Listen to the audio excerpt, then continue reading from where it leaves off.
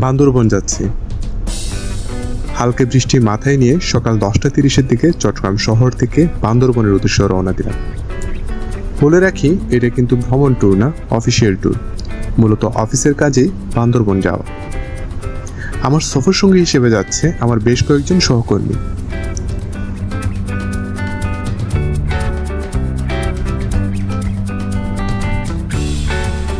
বান্দরবন পৌঁছাতে বেলা প্রায় 1টার কাছাকাছি হয়ে যায়।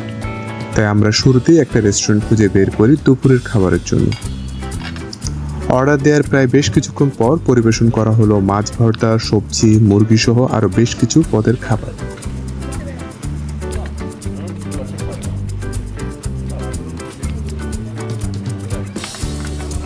এইসব খাবার দিয়ে আমাদের আজকে দুপুরের খাবার সারা হলো। সবাই বেশ ক্ষুধার্ত ছিল, তাই একদম কোনো প্রকার শব্দ ছাড়াই খাওয়া দাওয়া করতে লাগলো।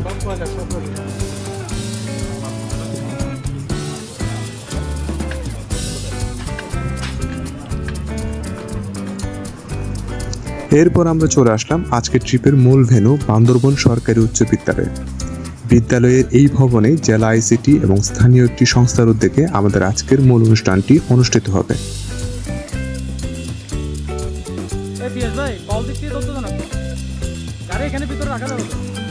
অনুষ্ঠানের আগে আমরা সবাই একটু ঘোরাঘুরি নিচ্ছিলাম।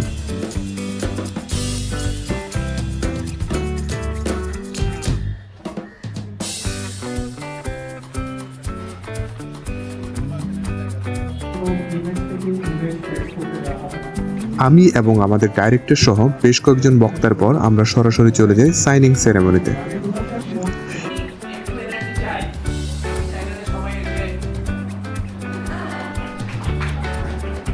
এই পর্ব শেষ করে হালকা আপ্যায়নের জন্য আমাদের সবাইকে জেলা আইসিটি অফিসে নিয়ে যাওয়া হয়। যদিও সবাই প্রাণপণ চেষ্টা করে যাচ্ছিলাম অন্তত নীলাচল যাতে ঘুরে আসা যায়। অবশেষে আইসিটি অফিসের আপ্যায়ন শেষে আমরা চলে আসলাম নীলাচলে। বান্দরবনে নিয়মিত এবং আগে আসে পর্যটকরা নীলাচল সম্পর্কে ভালোই জানেন। যারা জানেন না তাদের জন্য ছোট্ট করে একটু ব্রিফ দিচ্ছি। নীলাচল বান্দরবন মূল শহর থেকে 5 কিলোমিটার দূরে সমুদ্রপৃষ্ঠ থেকে প্রায় 2000 ফিট উচ্চতায় টাইগার পাড়ায় অবস্থিত। নীলাচলে রয়েছে আকাশ, পাহাড়, মেঘের এক অদ্ভুত মিশ্রণ। যদিও মেঘের আনাগোনা দেখতে হলে আপনাকে খুব ভোরের দিকেই আসা উচিত, আমাদের মতো বিকাল বা সন্ধ্যার আগে না।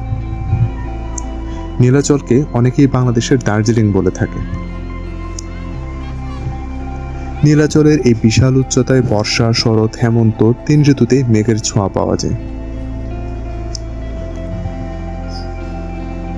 যেহেতু খুব ছোট এবারের এই ব্লগ, তাই কথা বেশি না বলে নীলাচলের প্রাকৃতিক সৌন্দর্য উপভোগ করা যাক।